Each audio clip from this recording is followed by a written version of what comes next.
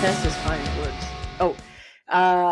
So welcome to At Times Problematic. I am MacK. And I'm Casey. And this is the podcast where you might learn something. But not all that much. Definitely not all that much. So just I'm like not really big on warnings. But this particular topic today, if you are Squeamish or not a fan of Ed Gein, yeah, you may I did not think of Ed Gein when we were talking about this subject. Oh, there. Yeah. How did I not think about that? Wow. Oh no. Wow. Yeah. So I deeply appreciate that you turned me on to this, but also I had to read some stuff that I am squeamish about. Oh. So, but here's the thing. Okay. Before we get into that, so heads up warning: if you are squeamish or you're eating lunch or any other food, or your children are in or around, maybe skip to episode 17. Not that this is going to be horrific. It isn't horrific in a sense, but it's also not pleasant. I've definitely learned some things this last week that I didn't know, which I'm really grateful for, because I didn't realize the extent to which Italian Renaissance artists would observe the human body. Mm-hmm. But now I have a better idea. I'm very grateful for that. But I had a good week, right? I didn't get sick. That's good. I did. You did. I did. Right? So I was out, which is super weird because we do this on Sundays, right? And I have done everything in my power to not get sick. So, and then we watched Honey Don't. Right. That was good. A good movie. Look, it's not getting good ratings, but let me tell you out there, it's good. Did you finish The Hunting Wives? I did, yes. Okay, so I have it reassessed based on Honey Don't, my opinion on The Hunting Wives. Meaning, both are really fucking good. They are. They're both very dark. Yes, also true. Honey Don't is comedic and dark, but Hunting Wives is not really comedic. No, I mean there's some points. There's some points. It's generally drama, right? But in The Hunting Wives, there's a lot of femme on femme, female sex, right? Which is great. Let's not lie. I wasn't complaining about that. I would not complain. Yeah, no. In Honey Don't, it's kind of the same, but it's not. Right, it's a little. Why you're comparing the two? Yeah, it's a little more authentic, mm-hmm. I would say. And so, having said that, Hunting Wives honestly feels like it's more for the straight male gaze. A little bit more, not because there's the hunting. Did you say GAZE or GAYS? Straight male. How many straight gays can't be straight male? That's why I was confused. No, not okay. Cisgendered het men gays, not gays. When you say straight male gays, I was like, wait a minute, that's kind of. I can never get political in front of you because you're gonna always do that to me. You're gonna always fucking do that. Anyway, my point is I think it's a little bit more. I still, as a person who is very queer and very lesbian, I loved the Hunting Wives, because it was really genuinely very fucking good. The storyline is great. The characters are amazing. The plot line is amazing. It's great. And it ends on a cliffhanger. And you're like, God damn it. Yeah. Does it really? It does. Because see, I told you to tell me how it ended because I couldn't watch the car accident part. That's right. That's right. I'll tell you about it after this. Okay, after this. You don't want to do spoilers. Okay. This is spoiler free. So, but Honey Don't is a present day set film noir that has this late 60s, early 70s esque confusing fucking feel to it. Yeah. And the language, the characters, the work, the art, it's fucking brilliant.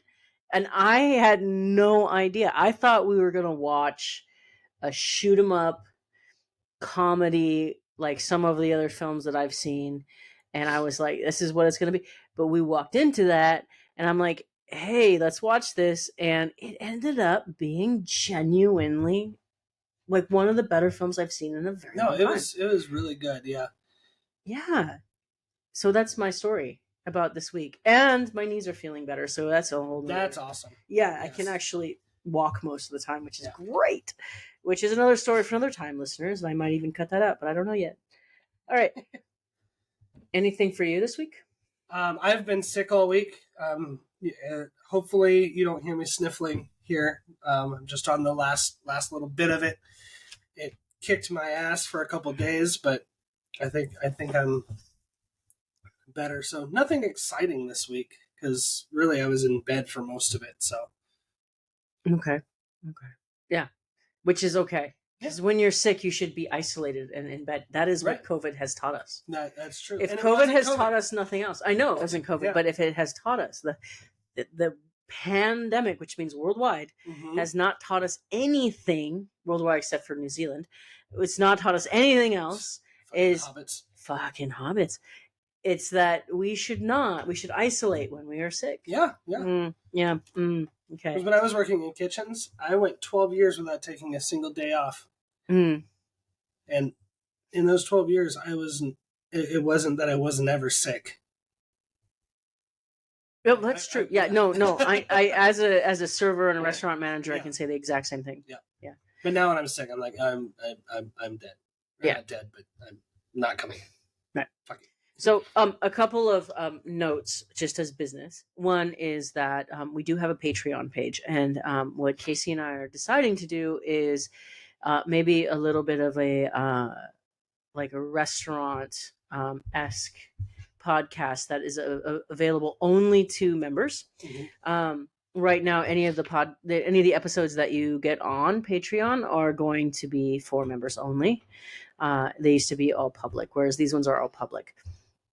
So we're going to look at that. I think maybe like a once monthly run around to a restaurant and a review. I am, as those of you in the industry would understand, I am FOH, which is front of the house, and I am BOH, which is back of house. Back of the house. And so we both have experience being one of the both, but that is our strengths. And so I was 13 years in the industry before I dedicated my full-time life to martial arts. 13 years, really? I was 14. We're pretty close. Yeah. Really? Okay. I didn't realize it was that close. And we both started martial arts at the same age. 29. Yeah. Oh, I'm way older than you. I'm like 10 years older. I wouldn't say that's way older.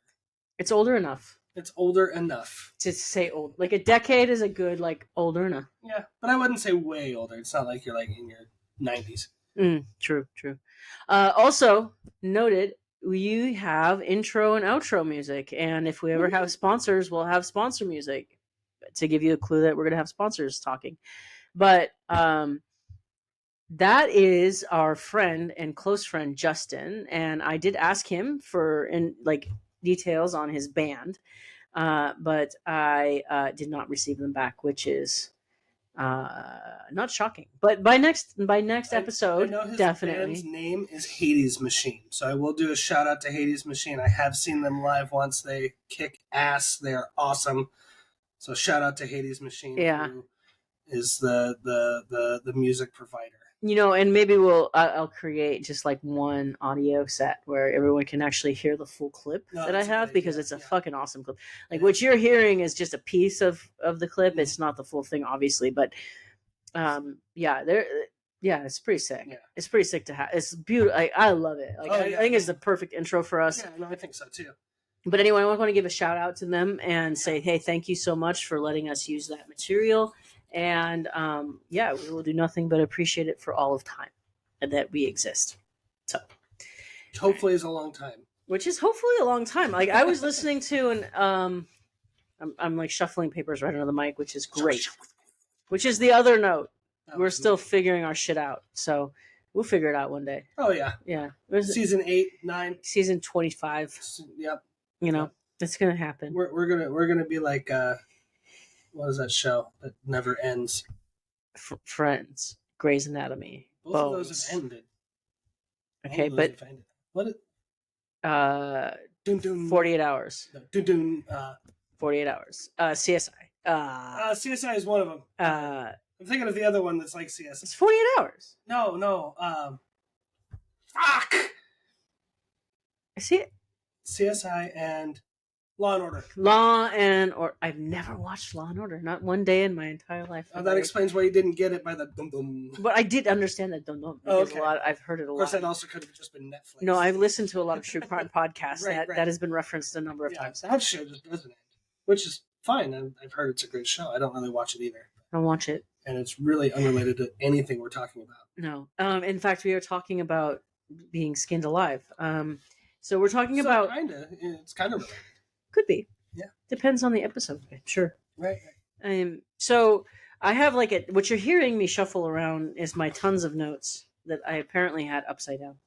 I have written notes. I have highlighted notes. I have so many pieces of paper. But here's the thing. As I mentioned last week, Casey got me on to the statue of Saint Bartholomew Flayed. And the Saint Bartholomew, and I'm going to look at my notes right now on my actually written notes because I have some consolidating things. So the statue of Saint Bartholomew Flayed was created in 16 or not even wrong century. It's 1562. Okay. By our. See, I did my research too. Yep. That's why we're here. That's proof right there. Yeah. Okay. By I don't remember his name. Marco de Grate.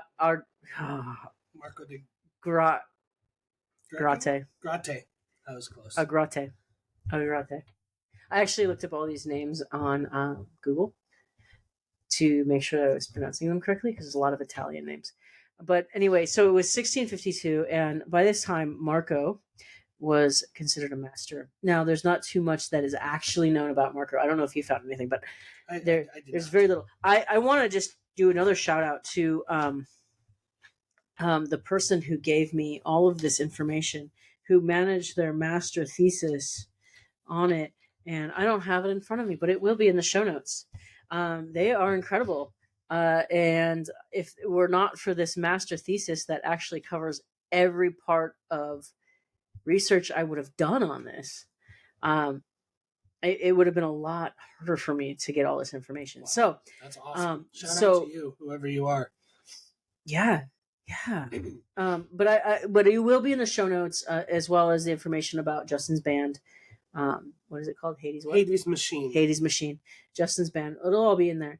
But it is what is considered a statue in the round. So that means that you can go all around it and see every side of it. Kind of like theater in the round. Mm-hmm. It is a regular human-sized statue, so it is definitely made to be as human as possible. And now, what is interesting about it is actually in the Milan Cathedral in the South Transept. Milan is in Italy, right? Yes. Okay, just making sure. I know I could have looked that up, but it's like the Italian name is Duomo di Milano. So in the South Transepts, and the here's what's really interesting. I found out about that. It took over 150 years for that to get built. That cathedral. Oh, and about the statue. No, the statue not as long. Okay. No. The cathedral was over 100, and the majority of the marble is this pink marble that was sourced in Italy as well. And so the statues and the exterior and the interior, of which there are 3,159 different sculptures inside and outside the statue. But the majority of them are done in the same pink marble, including the statue of Saint Bartholomew. And why do they call it pink? It wasn't really pink though. No, it is. Was it? So there's different kinds of marbles that were used, and I have it here. And we'll go over which actual type of marble it is. But there's different types of marbles that were used in. I can kind of see the pink tint. Well, so one of the things that was pointed out in the paper I was reading is that because Catholics use, and I am, so you know, FYI, raised Catholic, not currently practicing, but raised, and so one of the things that's pointed out is Catholics use a lot of ash and smoke. Okay. Because they use the incense during their, and this statue has never been really cleaned. Oh, really? And so what you're seeing a lot of is the culmination of all that dust, dirt, ash, smoke, just the existence of being in that place. But if it were cleaned, you would see that it's a pink marble, and the pink marble has dark green and gray veins in it. And the reason why Marco chose this is because it was obviously the cathedral was being like constructed with this marble, but he chose this particular marble block because of the way the green and gray veins were in it, meaning that he could use it looking like actual human veins. And whereas the majority of the sculptures that you see are not as particular about the veins because they're not showing this. So one of the things I really wanted to cover before we get in too far, I want to talk about who St. Bartholomew was. St. Bartholomew was Nathaniel. He was one of the 12 apostles that you can see him present at the at a number of different paintings about the Last Supper. And he is often just there, but then another apostle with skin. Yep. Totally. The majority, up until a certain time in history, of the St. Bartholomew depictions were actually of him clothed and alive. So it wasn't until around this time, that the 1562 time, that 16th century era, in which then he started getting displayed for his martyrdom rather than his life. And so Nathaniel shows up, and Peter in I believe it's in Da Vinci's Last Supper. Peter is holding like a knife, and in another Last Supper, it's another apostle holding a knife, but they're not too far from St. Bartholomew. So the knife and St. Bartholomew are really important. And we could talk ages about Catholic propaganda, and we will get into that a little bit with this. But what's really interesting is that, yes, up until this point, he's almost always clothed and very much alive. And so the brief on his story, because I didn't get too deep into his story, but he was an apostle, and then he went to found himself in Armenia, Mesopotamia, Ethiopia, Parthia, and he was preaching the word and converting people. And there is a very not substantiated by history king that he apparently converted in. I read that about him converting a king and his children and stuff. But the thing is that king is not recorded in history, and so in Armenia, he converted this king. He was very good at conversion, and he gets the peoples get mad at him for this, and ultimately, what happens to a lot of people is he gets tortured and killed. And now, one account says that he got hit in the head and thrown in the ocean. One account says that he got crucified, and one account says that he got flayed and beheaded. Well, the Catholics, they love their drama, and they love a good blood story, so they really predominantly went with, well, and I'll get into that in a minute. They really went with the flayed. And now, when you're talking about 16th century Rome and Florence, you're talking about a time when there was still the plague. There was the Protestant Reformation. So Martin Luther had done his 1517, I believe it was 1517, had done his 95 theses on Protestant, like on... Not Martin Luther King, got it. No. Different Martin Luther. No, he did his 95 theses on why the Catholic Church is kind of a mess. And also why are we not going by the Bible? Why are we not? So that was the push towards Protestantism. And so when a lot of these kind of sculptures are showing up is really during this time, like a very tumultuous time and religious history. Right. Okay. So let's go down to the actual statue. And there's a couple things I actually wanted to read directly from what this person wrote about it. Mm-hmm. Now, Saint Bartholomew was the Catholic Church way of going about it. He was flayed and then he was beheaded.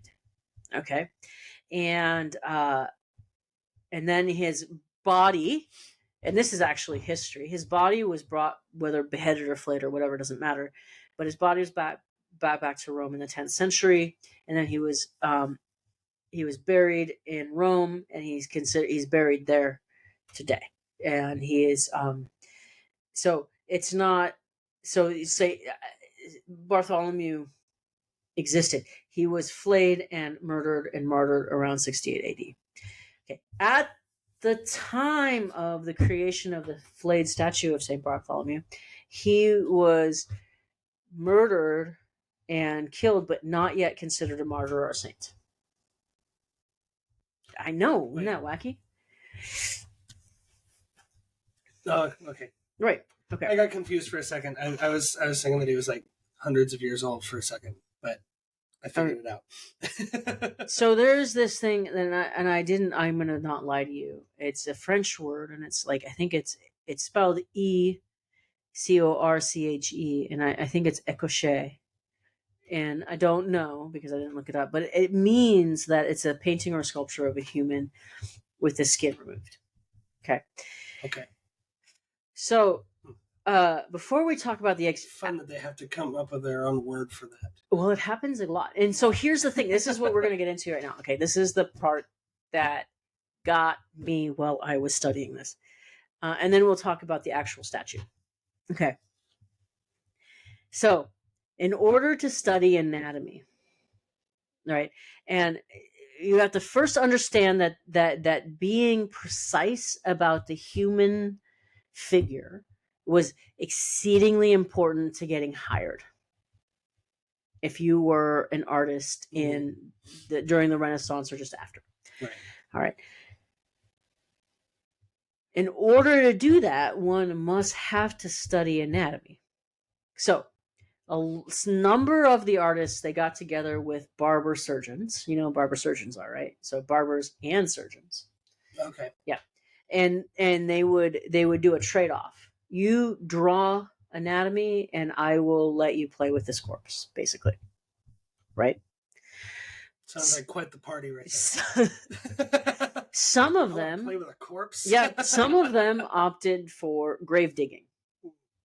Right. Some of them also a party. Some of them would go and attend a public execution and draw the best they could with what they saw. Right. Again. And so all of this is very familiar to me. I was like, yeah, I know. Or they'd go to hospitals and they'd draw sick people or people close to death or people just recently dead. All right. They loved themselves. What is the word?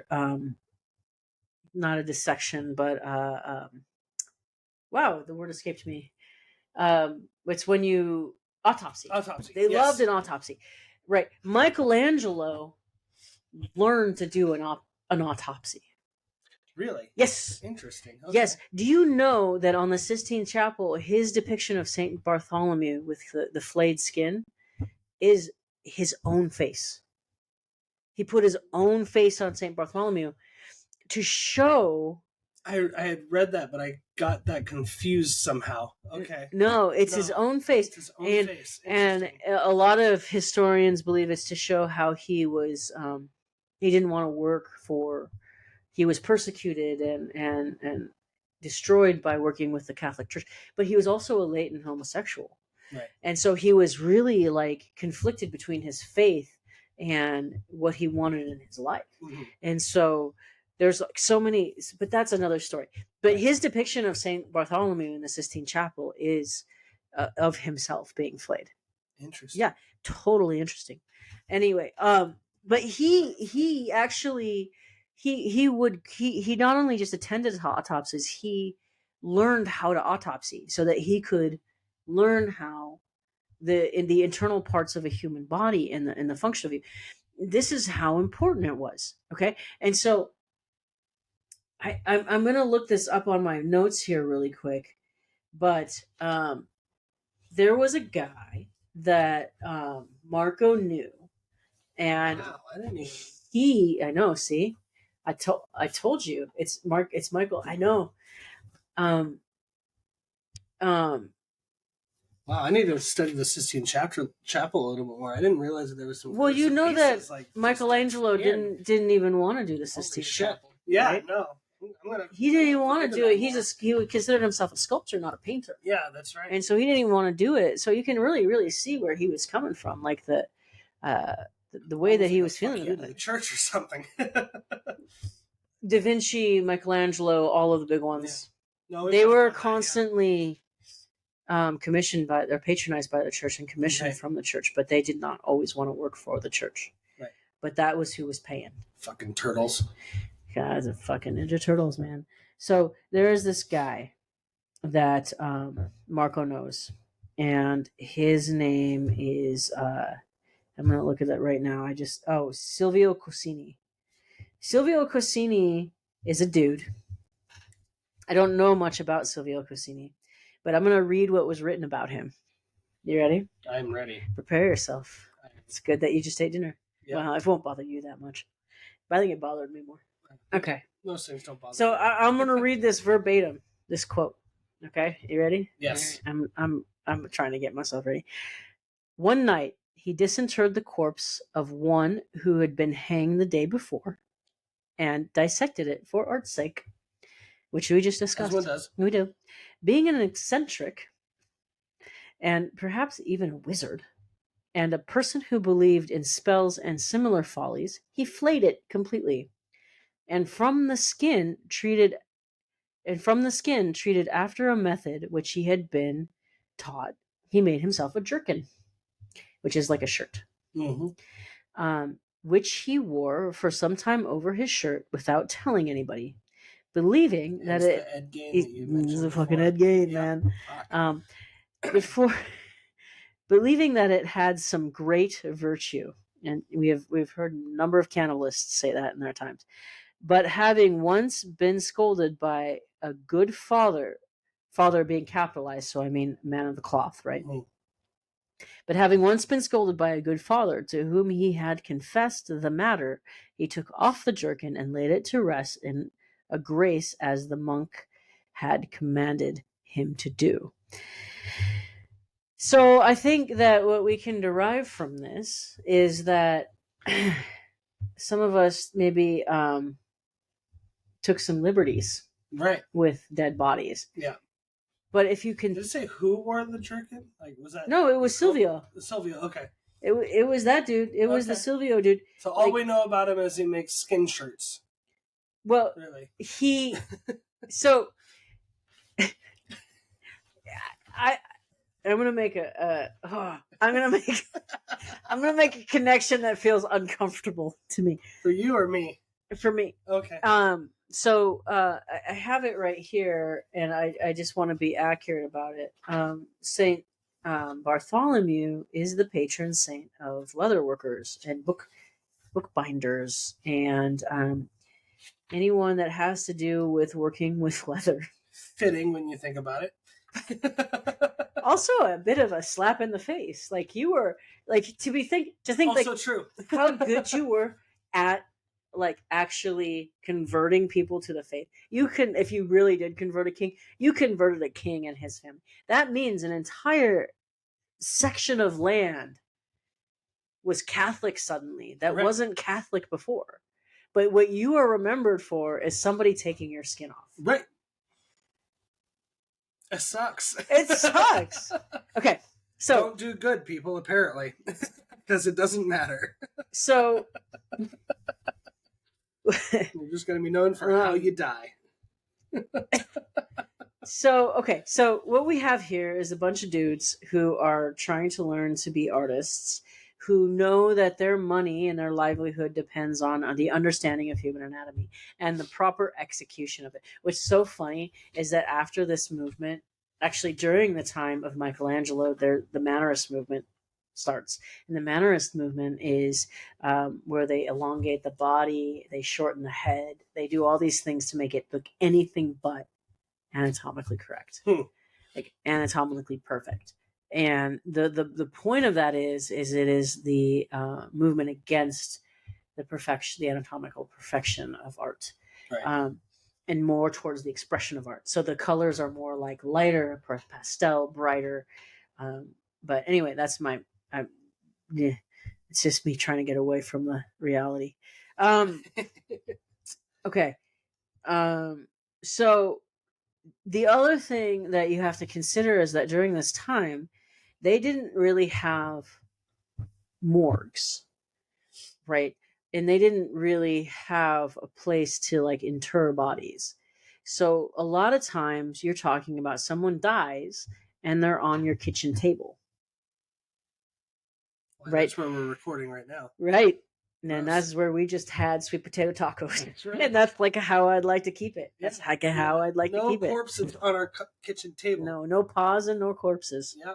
Anyway, so they would put bodies of the recently dead on the kitchen table in order to perform autopsy. So a number of these artists would end up with bodies in their houses, and more than one would stash body parts in different parts of their houses so they could study them. And why in different? Well, because like we're hunt. Well, yeah, well, because the idea is that like you put your shit away. You can't leave it on the kitchen table. So you Right, but why not put the entire body in one place rather than scattered throughout the whole house? Well, arguably, and this is me arguably like this topic that which I would them? No, but arguably, oh my God, arguably it's because you've disassembled the body, right? Right. Dismembered the body. You've disemboweled it, right. And now you got to put stuff away. And so you're talking about some people, like our friend Silvio, may have gotten a little nuts with it. Do you know what I'm saying? May have. Maybe you've crossed a little line. May have. Maybe a little line. Skin shirts.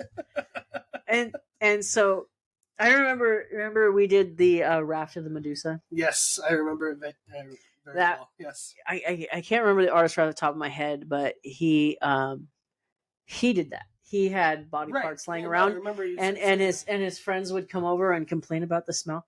Well, that was a big problem. That's why you keep it all in one place and not scattered through your whole fucking house. Otherwise, your whole fucking house is going to smell. All right. So that's what I'm getting at. So there's a lot of turmoil. Theodore Gericault? Gericault, yeah. Gericault.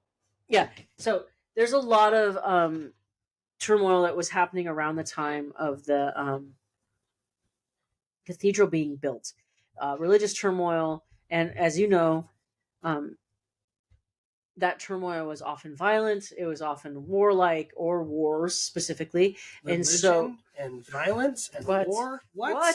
Those don't connect at all. I don't even know what you're talking about. Oh my God, it never happened before.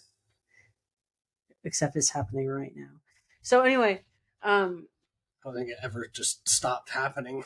So the only way that Marco was going to get paid for any of this was because the church actually paid him directly, and a number of artists got paid by the I just forgot the name of the chapel, the Cathedral of Milan Cathedral. That's who was employing artists at the time. Mm-hmm. No one really. There's not like a lot about Marco. There's really not. There's a lot about like the Bartholomew statue and one other work that he did, but he was clearly quite talented, and he was a master. He was considered a master of his own time, but he. So I don't know. I can't tell you if he was religious or not, and that's what you get a lot with these artists that are patronized during this time. Now, and the reason why I say that is because it looks like all of his motivation was to create an anatomically perfect statue.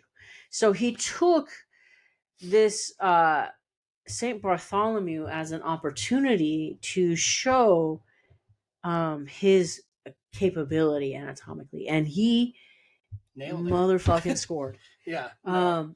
So one of the things I wanted to read, and it's not on this page. It's not on this page. It's definitely not on this page. But it was a one of the things that we do as individuals learning art history and talking about art history is we talk about what the statues or the paintings or any of those things actually look like. And the reason is for this specific reason, like you and I are in which we're talking about something that we have never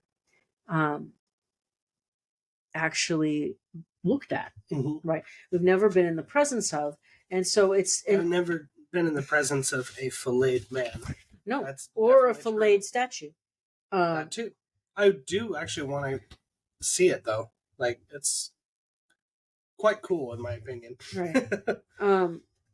I have obviously in my notes. Give me a second. We're gonna go elevator music. I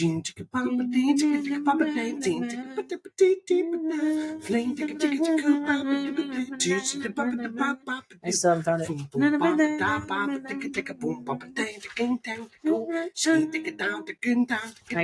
I really literally can't find this. You just keep going. No, it's the person who does this actual paper writes a really extraordinary this is what happens when you take too many notes. I know. Anyway, they write an extraordinary but they talk about how the skin is flayed off in that how the face and the chin are sunken, and there's a really important piece where you'd think that the way that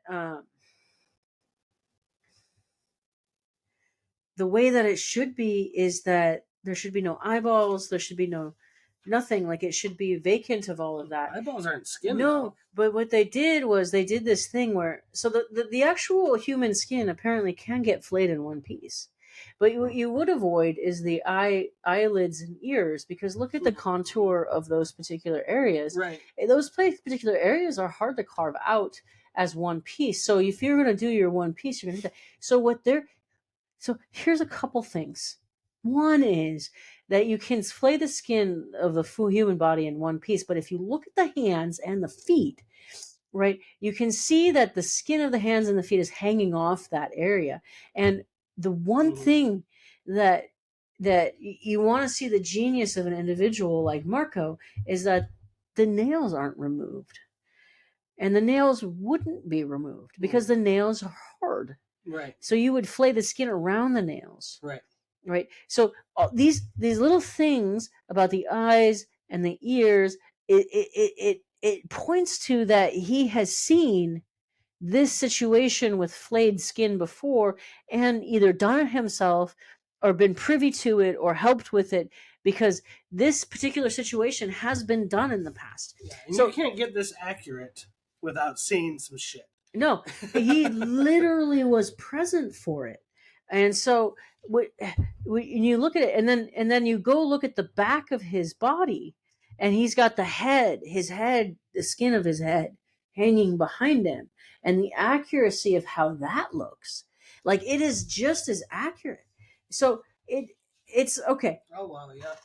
So so he's got the hair, which and the hair is done in a very traditional Greek style of curls and beard. It's very Greek. So one thing that you want to remember about these statues all the time is they're going back to Greece and Rome, like ancient Rome, to create these statues again as they are. So you're looking at things like hair and the contrapposto pose. The contrapposto means like one leg.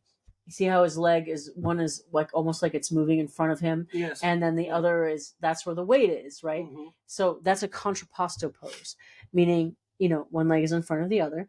The other one is held. Now, what's really important about the statue too is that he has this book Right, and it's a book.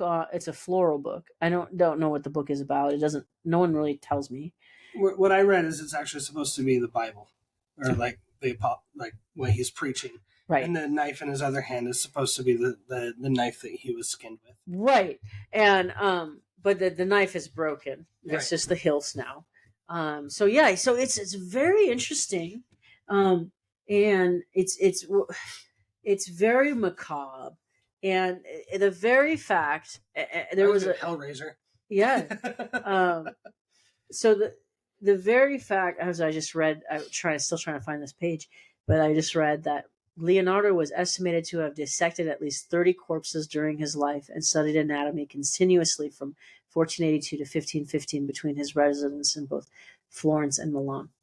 So these guys, and now Marco was 62 when this was sculpted and completed, and he took 15 years to really he put 15 years of knowledge and accumulation of knowledge into the statue.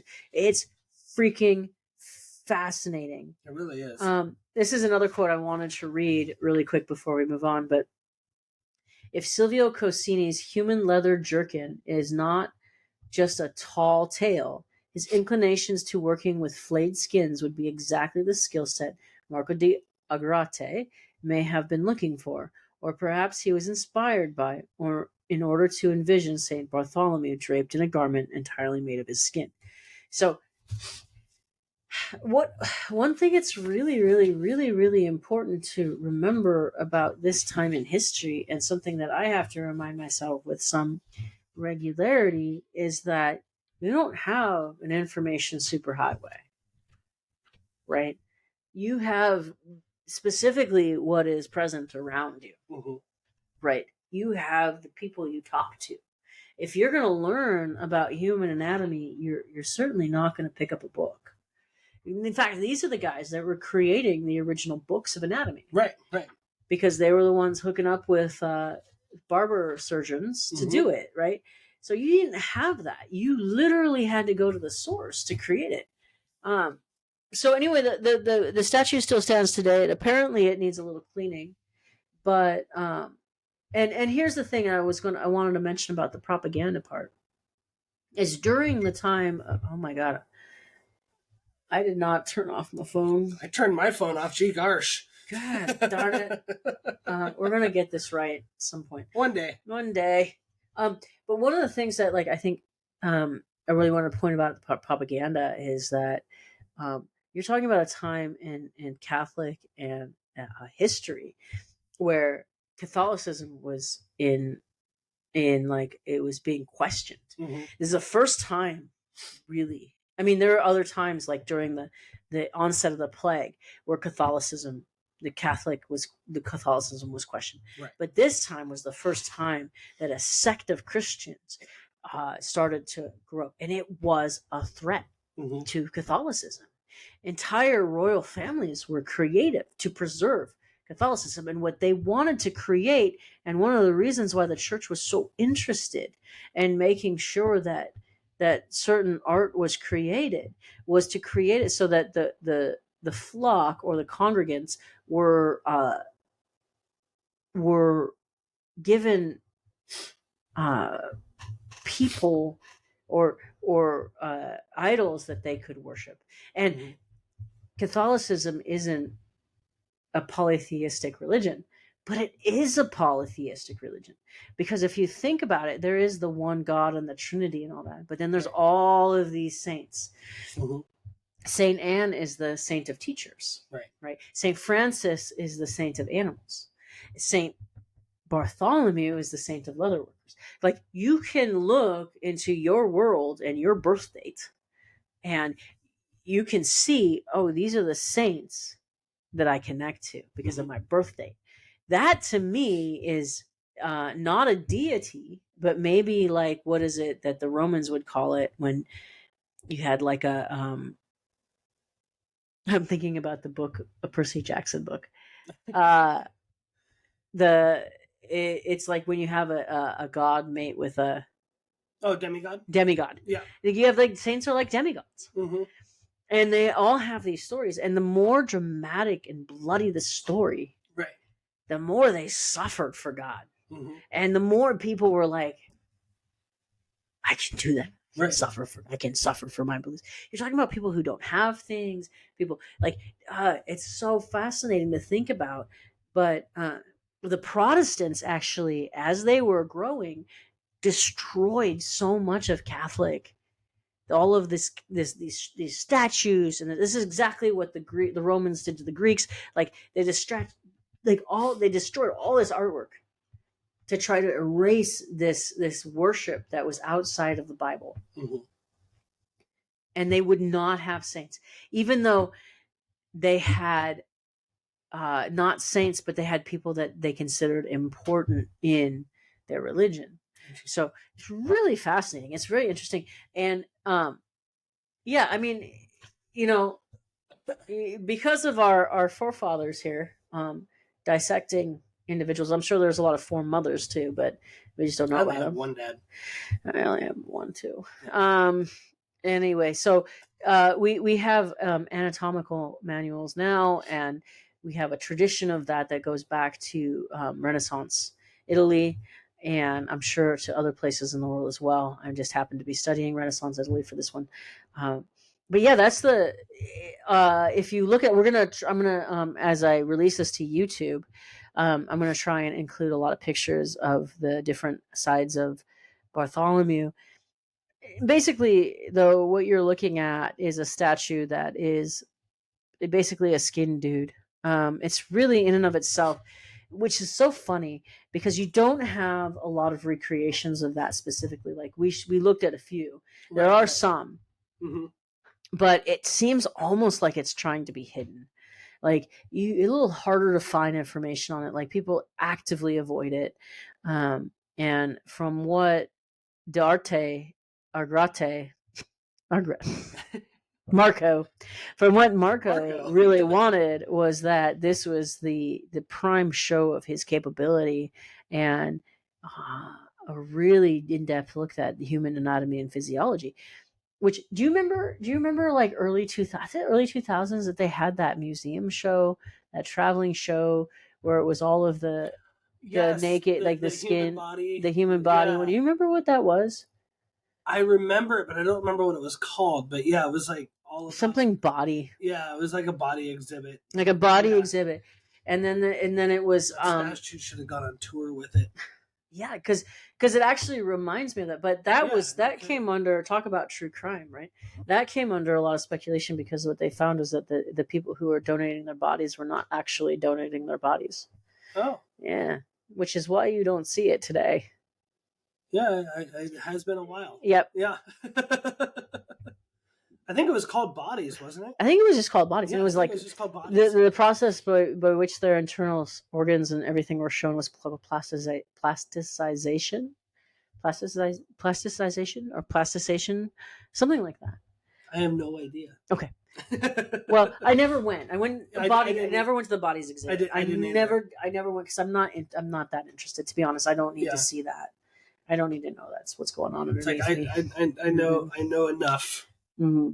I don't need to see it. Yeah. And then, so what's interesting too is that tradition of, like I mentioned about Gerkol and the Raft of the Medusa, that tradition of viewing bodies in a morgue setting or recently deceased bodies or people that are very ill in hospitals, that continues through, like the Golden Age. It continues on for the Baroque period. It continues on through time. And if you ever listen to like true crime, what they talk about a lot is you have these surgeons in medical school, or these medical school students who need bodies to autopsy, and they don't have enough bodies. And so a lot of true crime around murdering people or digging up graves and all this other stuff surrounds that area of time. And so this is definitely the same situation that these artists were faced with, is that they saw what their Greek predecessors did. And if you look at like Hellenism in Greece, and then I'm sorry, Hellenism in Rome, archaic Greece, all different types of sculpture throughout time, a republic in Rome. Um, the autonomy is precise, but it's not the internal autonomy. Mm-hmm. And so you can see it. And you know what's so funny to me, and this is me just drawing lines, okay, is that we have politicians today, right now, worldwide, that are trying to emulate Rome and Greece. Our entire system of government is based on Rome, Republican Rome. Right. And so that didn't work for them. But I'm not saying it's wrong. I'm just saying, like, it's so interesting how we put so much value and weight on ancient civilizations, and did they do it right? And now, because Caesar Augustus was able to have the Pax Romana, which is like 200 years of peace, he was the one that instigated it. Right. That does that mean that what he did everywhere else was accurate? It's nice to have 200 years of peace. Charlemagne crowned himself the first Holy Roman Emperor, and he wanted to be ancient Rome. He wanted to create the empire in his empire, in the empire of Charlemagne. So it's like over and over again we see the same things. Super interesting. Mm-hmm. And I think one of the areas that, other than like really talking about like materials and colors and stuff like that, like pigments and whatnot, is the propaganda, the human propaganda, the way that we rely so heavily on propaganda, mm-hmm. and the way it's utilized in our culture, and the way it's been utilized in our culture since human. Right. It's human. Cultures we don't even really know about, mm-hmm. that have no written language left behind, they still have propaganda. So fascinating. Yeah, what do you think cave drawings are? Yeah. Caveman propaganda. Look, I'm chief because I shot this buffalo. Right. During I club this my woman, stampede. I drag her home. Right. Good Lord. Anyway, that's all I have for you on that. I mean, I did a lot of reading. You made me do a lot of reading. Oh my god. Oh my god, it's your turn next week. Yeah, by the way, this one was my idea, and she took the. Well, to be fair, this is more her alley than mine. Right. So. Well, and to be fair, it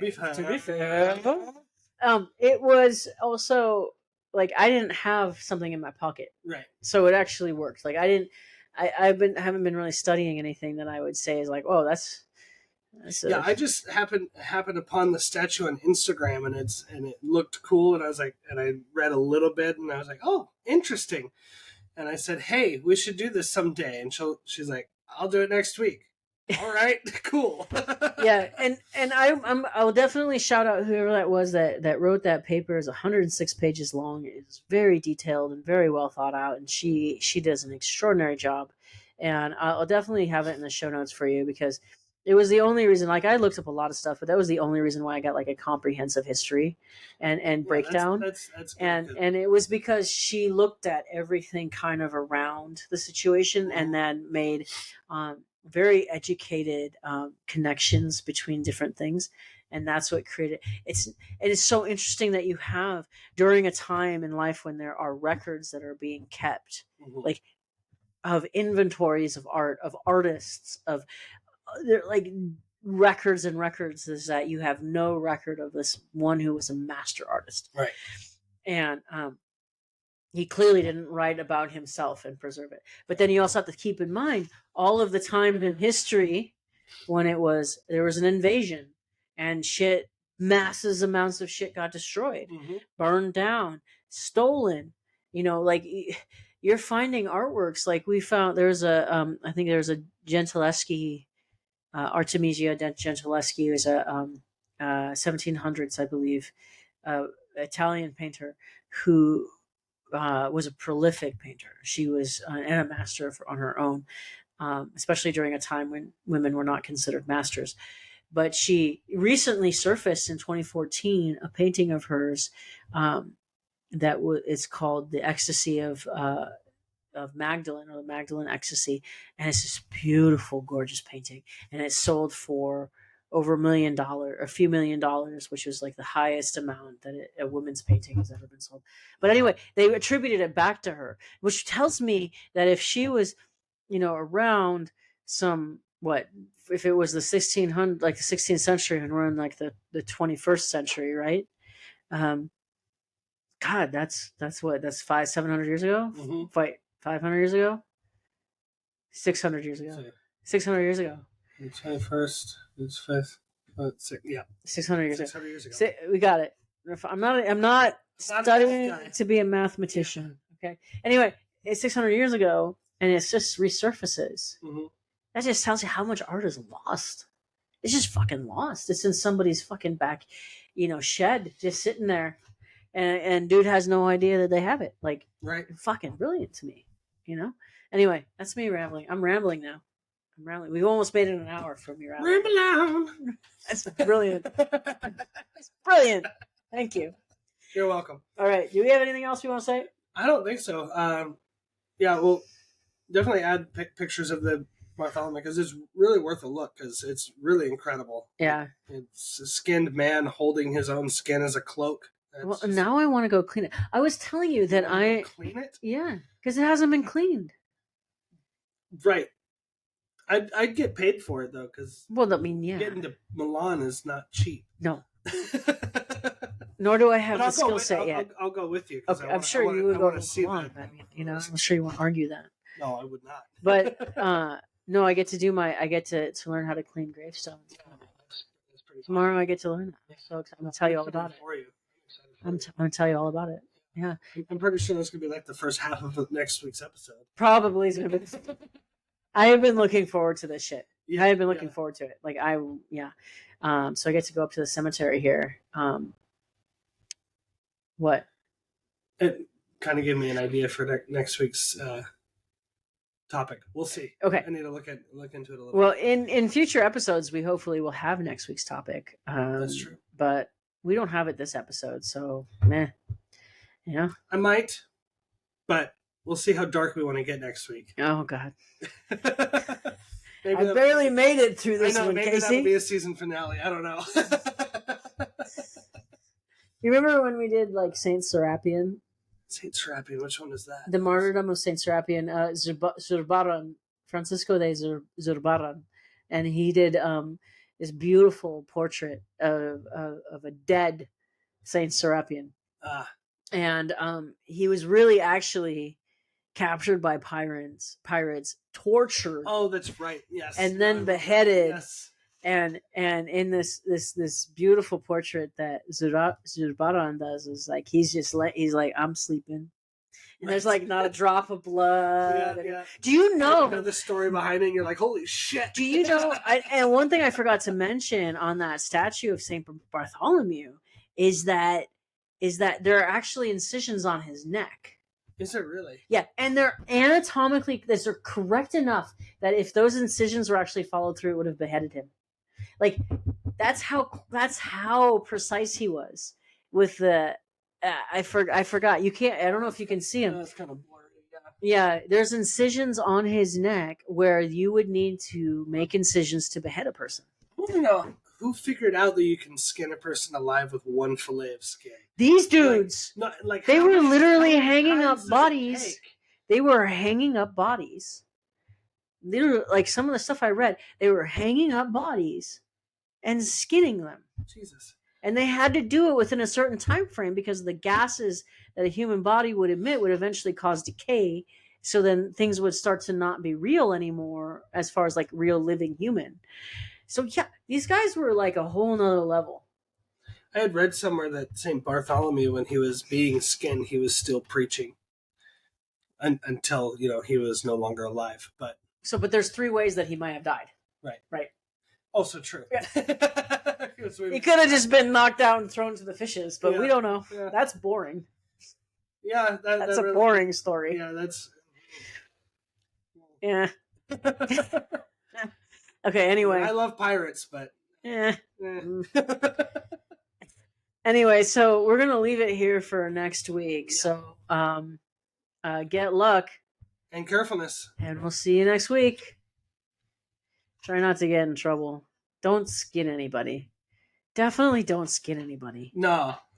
It's And don't get skinned. really problematic. Yeah. Yeah. Fucks your shit up. Fucks your shit up.